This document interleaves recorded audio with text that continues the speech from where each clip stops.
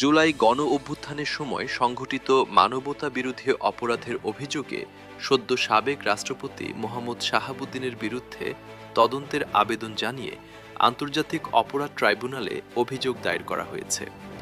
রোববার ২৬ জুলাই বাংলাদেশ আজাদ পার্টির পক্ষ থেকে এ অভিযোগ জমা দেওয়া হয়। অভিযোগ দায়েরের বিষয়টি নিশ্চিত করে অবসরপ্রাপ্ত কর্নেল হাসিনুর রহমান জানান, মোহাম্মদ শাহাবুদ্দিনের পাশাপাশি সাবেক রাষ্ট্রপতি আব্দুল হামিদের বিরুদ্ধেও তদন্ত চাওয়া হয়েছে।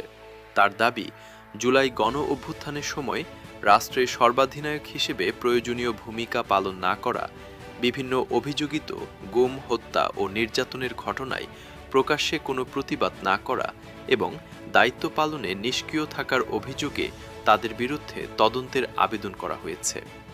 একই দিন ট্রাইব্যুনালের সামনে ব্রিফিংয়ে বাংলাদেশ আজাদ পার্টি নেতারা বলেন, পিলখানা হত্যাকাণ্ড, শাপলা চত্বরের ঘটনা, গুম, খুনসহ বিভিন্ন আলোচিত ঘটনার সময় রাষ্ট্রপ্রধান হিসেবে দায়িত্বে থাকা ব্যক্তিদের ভূমিকা তদন্তের আওতায় আনা প্রয়োজন। তারা সুপিরিয়র রেসপন্সিবিলিটি নীতির উল্লেখ করে দাবি করেন, রাষ্ট্রের সর্বোচ্চ দায়িত্বশীল পদে থাকা ব্যক্তিদেরও এসব ঘটনার বিষয়ে জবাবদিহির আওতায় আনা উচিত।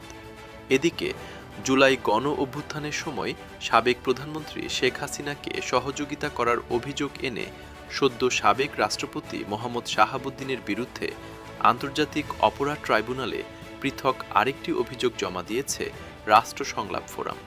রোববার সংগঠনটির পক্ষ থেকেও ট্রাইব্যুনালে অভিযোগ দাখিল করা হয়। দুর্নীতি সমাচার, নিউজ ডেস্ক, ঢাকা।